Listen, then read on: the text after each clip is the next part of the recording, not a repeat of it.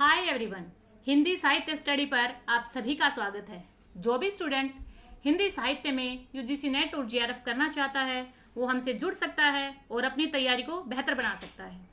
तो स्टूडेंट्स, हम आचार्य रामचंद्र शुक्ल के अनुसार जो फुटकल रचनाएं हैं, जो 4th प्रकरण है, आज उसके ऊपर हम चर्चा करेंगे। उसका विषय हमारा अमीर खुसरो और विद्यापति की रचनाएं रहेंगी। उनके साथ साथ हम PYQs भी डिस्कस करेंगे। तो अगर आपको वीडियो का कंटेंट और ये इन्फॉर्मेशन आपको अच्छी लगी हो तो लाइक, शेयर, सब्सक्राइब करना न भूलें। तो चलिए हमारी क्लास स्टार्ट करते हैं। ये हमारी फुटकल रचनाएं हैं, इसका प्रकरण 4 है। हम अच्छे से जानते हैं आचार्य रामचंद्र शुक्ल ने आदिकाल को 4 प्रकरण में बांटा है। तो प्रकरण 4 है आज। इसमें आदिकाल में मोटे तौर पर 3 तरह की भाषा मिलती है। प्राकृत की रूढ़ियों से बहुत कुछ बद्ध भाषा, अपभ्रंश की, इसके 3 रूप मिलते हैं।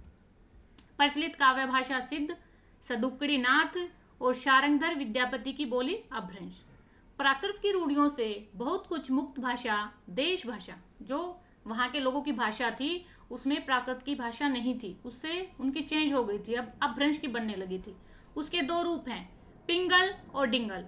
प्राकृत की रूढ़ियों से लगभग मुक्त भाषा, विद्यापति की पदावली और खुसरो की पहेलियां, ये इसके उदाहरण हैं। जो प्राकृत की, जैसे पाली, प्राकृत, अपभ्रंश, हिंदी, ऐसे ही भाषा परिवर्तन हो रही थी तो प्राकृत को छोड़ करके अपभ्रंश की भाषा आने लगी थी। देश भाषा पर, ये आपका इम्पोर्टेंट है, ये नेट 2019 में आया हुआ है।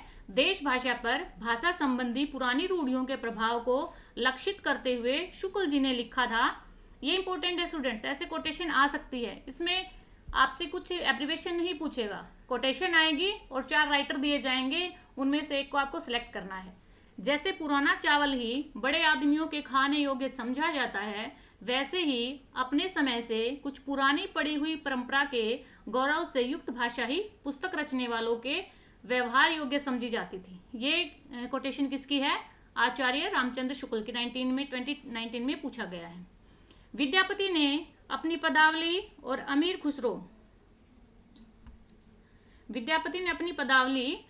अमीर खुसरो ने अपनी विभिन्न रचनाओं में जनता की बहुत कुछ असली बोलचाल और उसके बीच कहे सुने जाने वाले पद्यों की भाषा के बहुत कुछ असली रूप का प्रयोग किया है। खुसरो ने पश्चिम और विद्यापति ने पूर्व। खुसरो ने पश्चिम और विद्यापति ने पूर्व की भाषा का प्रयोग किया है। उसके पीछे फिर भक्ति काल के कवियों ने प्रचलित देश भाषा और साहित्य के बीच पूरा सामंजस्य घटित कर दिया है। ये भी किसने बोला है? रामचंद्र शुक्ल ने, विद्यापति के बारे में। अभी देखिए अमीर खुसरो का जन्म कब होता है? तो स्टूडेंट्स, कई बार क्या होता है, आपसे ये जन्म काल भी पूछ लेता है। जन्म से, जैसे अमीर खुसरो का जन्म है 1253 से 1325 के बीच में, तो ये 12वीं सदी के हो जाते हैं। विद्यापति 13वीं सदी के हैं, स्वयंभू 8वीं सदी के हैं, पुष्पदंत 9वीं सदी के हैं। तो 2025 में क्वेश्चन आ रखा है कि जैसे मेरुतुंग है, स्वयंभू है, पुष्पदंत है, ये 4 राइटर दे दिए और उनसे पूछा गया जन्म कर्म के अनुसार लगाइए। तो आपको हर तरह से प्रिपेयर रहना है। अमीर खुसरो का वास्तविक नाम क्या है? ये आपके जो टेट्स होते हैं उनमें बहुत बार पूछा जाता है। अबुल हसन है। और अब अमीर खुसरो के गुरु का क्या नेम है? निजामुद्दीन औलिया। अमीर खुसरो खड़ी बोली के आदि कवि कहलाए जाते हैं। अमीर खुसरो खड़ी बोली के आदि कवि कहलाए जाते पहले कवि हैं। अमीर खुसरो ने दिल्ली के सिंहासन पर 11 राजाओं का आरोहण देखा था। इतिहास के विद्वान डॉक्टर ईश्वरी प्रसाद ने अमीर खुसरो को महाकवि या कवियों में राजकुमार की संज्ञा दी है। विद्वानों ने अमीर खुसरो द्वारा रचित ग्रंथों की संख्या 100 बताई है, जिसमें महत्वपूर्ण है आपकी खालिक बारी, पहेलियां जो आपके सिलेबस में हैं, मुकरियां, 2 सुखने, गजल आदि। अमीर खुसरो की जो पहेलियां हैं और मुकरियां हैं उनमें उक्ति वैचित्र्य की प्रधानता है। तो यहाँ से एक लाइन उठाएंगे कि रामचंद्र शुक्ल के अनुसार उक्ति वैचित्र्य की प्रधानता है। अमीर खुसरो के महत्वपूर्ण पद्यांश क्या है? चैमन तूतिये हिंदुम अर रास्त पुरसी, जेमन हिंदुई पुरुष तानाज गोयम। इसका मीनिंग क्या है? मैं हिंदुस्तान की तूती हूँ, मतलब हिंदुस्तान की तूती मतलब बोलने वाला हूँ। अगर तुम वास्तव में मुझसे कुछ पूछना चाहते हो तो हिंदवी में पूछो, जिसमें कि मैं कुछ अद्भुत बातें बता सकता हूँ। तो ऐसे पहले ऐसी ही रचनाएं, ऐसी ही भाषा होती थी। कबीर की उपेक्षा, ये फिर आपका 2015 में आया हुआ इम्पोर्टेंट है। कबीर की अपेक्षा खुसरो का ध्यान बोलचाल की भाषा की ओर अधिक था। उसी प्रकार जैसे अंग्रेजों का ध्यान बोलचाल की भाषा की ओर अधिक रहता है। खुसरो का लक्ष्य जनता का मनोरंजन था, पर कबीर धर्मोपदेशक थे, अतः उनकी बानी पोथियों की भाषा का सहारा कुछ न कुछ खुसरो की अपेक्षा अधिक लिए हुए था। तो स्टूडेंट्स कैसे क्वेश्चन बनाया हुआ है, खुसरो का ध्यान लक्ष्य जनता का मनोरंजन करना है, ये ले लिया। कबीर की अपेक्षा खुसरो का ध्यान बोलचाल की भाषा की ओर अधिक था, ये 2025 में बना हुआ क्वेश्चन है। ऐसे ही उक्ति वैचित्र्य ले लिया और 3-4 लाइनें लेके पूछ लिया रामचंद्र शुक्ल के अनुसार कौन सा कथन सही है, तो आपको इसको पढ़ना है। 2015 में आया हुआ है। अभी है विद्यापति। विद्यापति का जन्म कब होता है, 1350 में, और ये 1450-100 साल तक का इन्होंने बता रखा है। विद्यापति के गुरु का क्या नेम है, पंडित हरि मिश्र। विद्यापति कहाँ के निवासी थे, बिहार के प्रांत के दरभंगा जिले के विपसी नामक गांव के। भाषा की दृष्टि से विद्यापति के रचित ग्रंथ, ये इंपॉर्टेंट है स्टूडेंट्स, ये क्वेश्चन आते हैं आपके एग्जाम में। संस्कृत में कौन सी है, शैव सरोसार, गंगा वाक्यावली और दुर्गा भक्त रंगिणी, भूपरिक्रमा, दान वाक्यावली, पुरुष परीक्षा इंपॉर्टेंट है इनका, विभाग सार, लिखनावली, गया पतलक वर्णकृत, इसमें शैव सरोसार और पुरुष परीक्षा पूछी जाती है। अवहट की कीर्तिलता, कीर्तिपता का इंपॉर्टेंट है, दोनों करनी है आपको। कीर्तिलता में कीर्ति सिंह और कीर्ति पताका में शिव सिंह की वीरता और उदारता का चित्रण है। मैथिली काफी इंपॉर्टेंट है ये आपकी, इसको तो आप स्टार ही दे दो, क्योंकि पदावली बहुत बार पूछी जाती है ये आपकी मैथिली में। फिर विद्यापति तिरहुत के राजा शिव सिंह और कीर्ति सिंह के राजदरबारी कवि थे। विद्यापति, विभिन्न विद्वानों ने विद्यापति को किसी ने श्रृंगारी माना है, किसी ने भक्त माना है, किसी ने रहस्यवादी माना है, सबके अनुसार अलग अलग है। तो श्रृंगारी किसने माना है, हरप्रसाद शास्त्री ने। रामचंद्र शुक्ल ने, इंपॉर्टेंट है, रामचंद्र शुक्ल ने विद्यापति को श्रृंगारी कवि माना है। सुभद्रा झा ने, रामकुमार वर्मा ने। और भक्त कवि किसने माना है, बाबू ब्रजनंदन ने, श्याम सुंदर दास ने और हजारी प्रसाद द्विवेदी ने। रहस्यवादी जॉर्ज गिरसन ने, नगेंद्र नाथ गुप्त ने और जनार्दन मिश्र ने। ये इंपॉर्टेंट है आपके लिए, आपको याद करना है। बच्चन सिंह ने विद्यापति को जातीय कवि कहा है। किसने विद्यापति को जातीय कवि कहा है, ये आपके स्टेट के टेस्ट में आ चुका है, तो बच्चन सिंह ने। महामहोपाध्याय हरप्रसाद शास्त्री ने विद्यापति को पंचदेव उपासक कहा है। सूर्यकांत त्रिपाठी निराला ने विद्यापति के श्रृंगारिक पदों की मादकता को नागिन की लहर कहा है, ये वाला बहुत बार पूछा जा चुका है। हजारी प्रसाद द्विवेदी ने विद्यापति को श्रृंगार रस के सिद्ध वाक कवि कहा है। श्रृंगार रस के सिद्ध वाक कवि कहा है हजारी प्रसाद द्विवेदी ने। ये एक एक लाइन है ना, काफी इंपॉर्टेंट है, यहीं से क्वेश्चन बनते हैं। अगर आप 2 से 3 बार वीडियो को देखेंगे, सुनेंगे, तो आपको समझ में आएगा और इजिली आप एग्जाम में टिक कर सकते हैं। आचार्य शुक्ल ने विद्यापति के संबंध में लिखा है, ये काफी इंपॉर्टेंट है कोटेशन स्टूडेंट्स। आध्यात्मिक रंग के चश्मे आजकल बहुत सस्ते हो गए हैं, उन्हें चढ़ाकर जैसे कुछ लोगों ने गीत गोविंद को आध्यात्मिक संकेत बताया है, वैसे ही विद्यापति के इन पदों को भी। जैसे उस समय जो रचनाएं होती थी, गीत गोविंद की जो ये है ना, गीत गोविंद रचना है, उसको राधा कृष्ण से के ऊपर आधारित है। तो विद्यापति की रचनाओं को भी लोग कहते हैं कि ये आध्यात्मिकता से जुड़ी हुई है, लेकिन ये रामचंद्र शुक्ल ने श्रृंगारिक कवि कहा है, तो लोग सभी रचनाओं को आध्यात्मिक मानते हैं। ऐसा रामचंद्र शुक्ल ने अलग अलग विद्वानों को मना किया है कि इनकी ये श्रृंगारिक कवि हैं। विद्यापति के प्रशंसकों ने उन्हें कई उपाधियों से विभूषित किया है, जैसे अभिनव जयदेव, इंपॉर्टेंट है स्टूडेंट्स ये, कवि शेखर, कवि कंठार, नवकवि शेखर, खेलन कवि, दशावधान, पंचानन, मैथिल कोकिल आदि। विद्यापति शैव संप्रदाय के कवि थे, ये इंपॉर्टेंट है, शैव संप्रदाय के। विद्यापति की जो कीर्तिलता की रचना भृंगी संवाद के रूप में हुई है। तो ये थे हमारे कुछ फुटकल रचनाएं। देखिए स्टूडेंट्स, मैं पहले भी बहुत बार बता चुकी हूँ कि हम उतना ही पढ़ेंगे जो हमारे एग्जाम के पॉइंट ऑफ व्यू से इंपॉर्टेंट है। अब विविध में देखिए क्या क्या है। अपभ्रंश भाषा में 3 प्रकार के बंध हैं, दोहा बंध है, पदड़िया बंध है, गेय बंध है।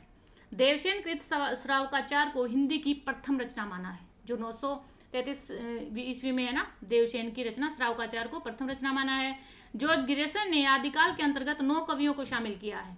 आचार्य शुक्ल ने आदिकाल को अनिर्दिष्ट लोक प्रवृत्ति का युग कहा है, जिसके हमें पता नहीं आगे क्या होगा, उसका अच्छे से पता नहीं है, आपको ये ध्यान रखना है। हजारी प्रसाद द्विवेदी ने आदिकाल को अत्यधिक विरोधी और व्याघातों का युग घोषित किया, इंपॉर्टेंट है ये। रामचंद्र शुक्ल, उस समय जैसे गाथा कहने से प्राकृत का बोध होता था और दोहा कहने से अपभ्रंश का, ये हमने पहले भी डिस्कस कर चुके हैं। हजारी प्रसाद द्विवेदी ने दोहा या दूहा अपभ्रंश का अपना छंद है, कि अपभ्रंश भाषा में दोहा ये सब बताए जाते थे, उसी प्रकार गाथा प्राकृत का अपना छंद है। हजारी प्रसाद द्विवेदी ने अपने ग्रंथ हिंदी साहित्य का आदिकाल में लिखा है, इस प्रकार 10वीं से 14वीं शताब्दी का काल, जिसे हिंदी का आदिकाल कहा जाता है, भाषा की दृष्टि से अपभ्रंश का ही बढ़ावा है, मीन्स अपभ्रंश को ही ज्यादा मान्यता दी गई है। हजारी प्रसाद द्विवेदी के अनुसार डिंगल कवियों की जो वीर गाथाएं हैं, निर्गुणिया संतों की जो वाणियां हैं, कृष्ण भक्ति या रागा अनुगा भक्ति मार्ग के साधकों के जो पद हैं, राम भक्ति या वैदिक भक्ति मार्ग के उपासकों की कविताएं हैं, सूफी साधना से पुष्ट मुसलमान कवियों के और ऐतिहासिक हिंदी कवियों के रोमांस और रीति काव्य, जो ये 6 धाराएं हैं, अलग अलग वीर गाथाएं, निर्गुण संत, कृष्ण भक्ति, राम भक्त और सूफी साधना, मुसलमान कवियों के, हिंदी कवियों के रोमांस और रीति काव्य, ये 6 धाराएं अपभ्रंश कविता का स्वाभाविक विकास है। उस टाइम ऐसी ऐसी रचनाएं होती थी। हजारी प्रसाद द्विवेदी, गणपति चंद्रगुप्त और प्रभृति कुछ एक विद्वानों ने अपभ्रंश और हिंदी के मध्य निर्णायक रेखा खींचना कठिन मानकर भक्ति काल से ही हिंदी साहित्य की शुरुआत मानने का मत प्रकट किया है ना। तो इस लाइन से हमें अच्छे से पता चल गया कि हिंदी की शुरुआत होती है साहित्य की, वो भक्ति काल से मानी जाती है। प्राकृत अनुशासन पुरुषोत्तम देव की रचना है, ये आपको देखना है, समझना है। और ये स्टूडेंट्स आपके लिए काफ़ी इंपॉर्टेंट है। ये रचनाकार हैं, ये काफ़ी बार एग्जाम में डायरेक्ट रचना और समय और रचनाकार 3 चीज़ें याद रखनी है। इसके अंदर वाला कई बार नहीं भी पूछता, ज़्यादा डीप बनाता है तो अंदर से पूछ लेता है, नहीं तो एटलीस्ट आपको जितना टाइम है उसमें रचनाकार और उसका प्रकाशन ईयर याद रखो। तो कुलियमाला कहा किसकी रचना है? अद्वतन सूरी की। समय कौन सा है? 9वीं शताब्दी, इंपॉर्टेंट है। कुलियमाला कहा। राउलवेल मोस्ट इंपॉर्टेंट है। राउलवेल आपकी मोस्ट इंपॉर्टेंट है। ये रोड कवि की रचना है और 10वीं शताब्दी में है। यह शिलांकित कृति है और गद्य पद्य मिश्रित चंपू काव्य, ये इंपॉर्टेंट है। रोड कवि क्या है?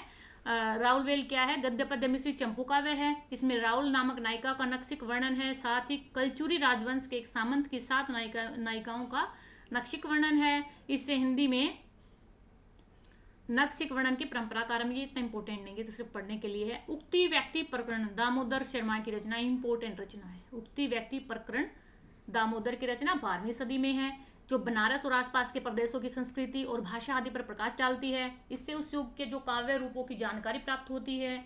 इस दृष्टि से इसे हजारी प्रसाद द्विवेदी ने अत्यंत महत्वपूर्ण माना है। इसमें कौशल भाषा को अभ्रष्ट कहा है। संस्कृत के समानांतर 12वीं सदी में व्यवहार कौशली के उदाहरण भी हैं और व्याकरण के अनुकूल व्यवसित वैज्ञ व्याकरण शास्त्र भी माना गया है। वर्ण रत्नाकर मोस्ट इंपोर्टेंट, मैथिली की पहली रचना वर्ण रत्नाकर 14वीं सदी में ज्योतिश्वर ठाकुर। बहुत बार एग्जाम में स्टूडेंट्स ये रिवाइज होती है कि वर्ण रत्नाकर किसकी रचना है? ज्योतिश्वर ठाकुर की है और 14वीं सदी की है, आपको ध्यान में रखना है। हिंदू दरबार और भारतीय जीवन पद्धति का यथार्थ चित्रण है। मैथिली हिंदी में रचित यह ग्रंथ शब्दकोश सा प्रतीत होता है और सुनीति कुमार चटर्जी ने इसका संपादन किया है। ये इंपॉर्टेंट है आपके लिए। अब देखिए कुछ PYQs हैं जो यहाँ पर हम डिस्कस करने वाले हैं। कुछ PYQ हैं, PYQ। अभी देखिए यहाँ क्या करना है आपको, इनमें से कौन सा कथन सत्य है? ये कौन सा कथन सत्य असत्य वाले बहुत बार आते हैं, तो आपको ध्यान से, क्योंकि उस टाइम क्या होता है, एग्जाम का प्रेशर होता है और हम हड़बड़ाहट में कुछ ना कुछ गड़बड़ कर देते हैं। आपको ऐसा नहीं करना है। अगर आपने अच्छे से सारी चीज़ों को पढ़ा है और बहुत सारी प्रैक्टिस की है, आपने काफ़ी प्रैक्टिस की है, तो डेफिनेटली आप अपना JRF लेके आएंगे।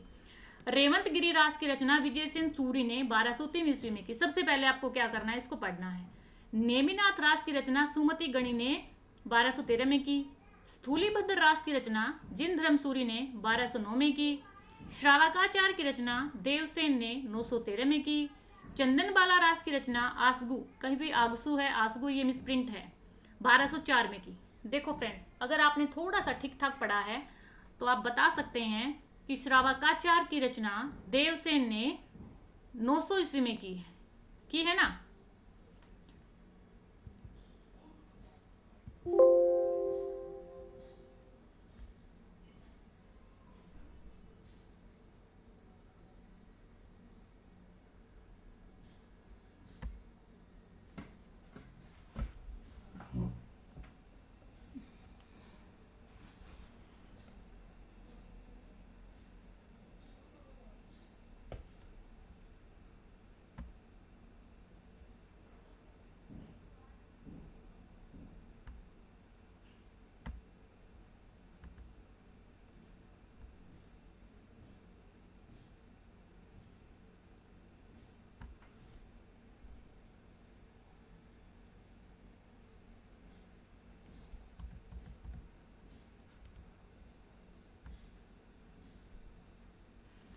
स्टूडेंट्स कुछ टेक्निकल फॉल्ट हो गया था, इस वजह से ऐसा हुआ।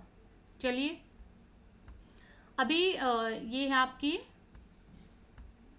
रेवंतगिरी श्रावकाचार्य की रचना देवसेन ने 913 ईस्वी में की। तो हमें, अगर आपने थोड़ा सा भी ध्यान से पढ़ा है तो पता होगा श्रावकाचार्य की रचना देवसेन ने 900 ईस्वी में की। अगर आपको ये पता है तो आप ध्यान से इसे करेंगे। चंदनबाला की जैसे आपको पता है 1200, तो एक रचना अगर आपको पता है तो उसे ही देखेंगे। जैसे श्रावकाचार्य डी, अगर आपको ये सही लग रहा है तो बताइए, नहीं लग रहा है तो ढूंढिए कि डी नहीं होगा तो डी, सी और डी में है। क्यों 913 है, 900 सदी में हुई है, तो 2 ऑप्शन हमारे कट जाते हैं। और फिर हमारा चंदनबाला की जैसे 1200 ईस्वी में की थी। तो अगर 2 रचनाएं आपको पता है तो इन 5 में से 3 आप आसानी से कर पाएंगे। और ई फर्स्ट वाले में है तो ये कट जाएगा, तो हमारे पास क्या बचेगा, ऑप्शन बी और सी। जैसे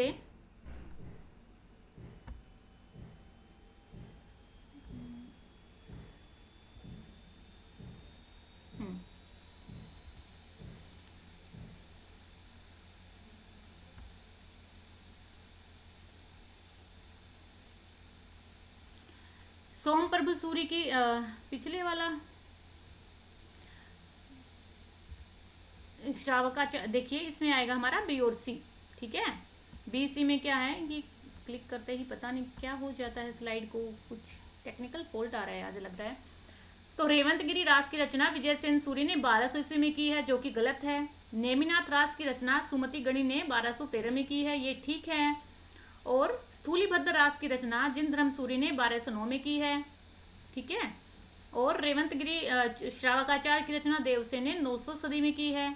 और चंदनबाला रास की रचना आसगु ने 1200 सदी में की है। तो ये हमारा राइट क्या हो जाएगा, बी और सी। बी में क्या है, नेमिनाथ रास की रचना सुमति गणी ने 1213 में की है। और आपका स्थूलीभद्र रास की रचना जिनधर्म सूरी ने 1209 में की है, ये वाले। बाकी आप नीचे पढ़ोगे। बुद्धि रास मुनि शालिभद्र की 1193 में, चंदनबाला रास की आसगु ने 12वीं सदी में, जीवदया रास कवि आसगु 12वीं सदी में, स्थूलीभद्र रास जिनधर्म सूरी ने 1209 में, और रेवंतगिरी रास विजयसेन सूरी ने 1231 में, नेमिनाथ रास सुमति गणी ने 1238 में। तो ये कुछ रचनाएं हैं, आपको देखनी है। सेकंड क्वेश्चन है, उत्तरभ्रंशी पुरानी हिंदी है, यह कथन किस विद्वान का है? आचार्य रामचंद्र शुक्ल का, चंद्रधर शर्मा गुलेरी का, हजारी प्रसाद द्विवेदी का, महावीर प्रसाद द्विवेदी का। तो ये है हमारा चंद्रधर शर्मा गुलेरी का। पुरानी हिंदी से जुड़े कुछ तथ्य। पुरानी हिंदी हिंदी भाषा का प्रारंभिक चरण था। यह सौरसैनी प्राकृत से विकसित हुई थी। पुरानी हिंदी दिल्ली और आसपास के क्षेत्रों में बोली जाती थी। पुरानी हिंदी को देवनागरी लिपि में लिखा जाता था। पुरानी हिंदी को बाद में फारसी अरबी लिपि में भी लिखा गया है। पुरानी हिंदी से ही हिंदी और उर्दू भाषा का विकास हुआ है। चंद्रधर शर्मा गुलेरी ने पुरानी हिंदी को पुरानी हिंदी नाम दिया है। पुरानी हिंदी में साहित्य की रचनाएं दोहा रूप में मिलती हैं। पुरानी हिंदी में धर्म, नीति, उपदेश जैसे विषयों पर रचनाएं होती हैं। ये आप पढ़ सकते हैं। रचनाकारों एवं रचना का युग्म सम्मिलित करना है, ये आपके 2025 के ही क्वेश्चंस हैं। ऐसे क्वेश्चन आएंगे। सोमप्रभु सूरी की आप देखोगे तो ए कुमारपाल प्रतिबोध, ये हमारा सही है। उसके बाद जैनाचार्य मेरुतुंग रणमल चंद, नहीं, इसका रणमल नहीं है। जैनाचार्य मेरुतुंग का प्रबंध चिंतामणि है। नरपति नल बीसल देवरासो आपका सही है। श्रीधर प्रबंध चिंतामणि नहीं। और भट्ट केदार का जयचंद प्रकाश है। ठीक है, तो इसमें क्या है, ए सी ई। सोमप्रभु सूरी कुमारपाल प्रतिबोध, नरपति नल बिसल देवरासो और भट्ट केदार का जयचंद पद। नीचे पढ़ने के लिए सोमप्रभु सूरी की कुमारपाल प्रतिबोध है। गद्य पद्य संस्कृत और प्राकृत का काव्य है इसमें। जैनाचार्य मेरुतुंग की है, प्रबंध चिंतामणि है, 14वीं सदी की रचना है ये। नरपति नल्ल का बिसल देवरासो है, ये 1212वीं विक्रम संवत में लिखी गई है। श्रीधर का ये रणमल छंद है और 1454 में इसकी रचना हुई है। तो स्टूडेंट्स, ये आज की क्लास में हम इतना ही करेंगे। बाकी कल मिलते हैं और एक्साइटेड वीडियो के साथ। हमारे साथ बने रहिए, अच्छे से पढ़िए, आगे बढ़िए। धन्यवाद।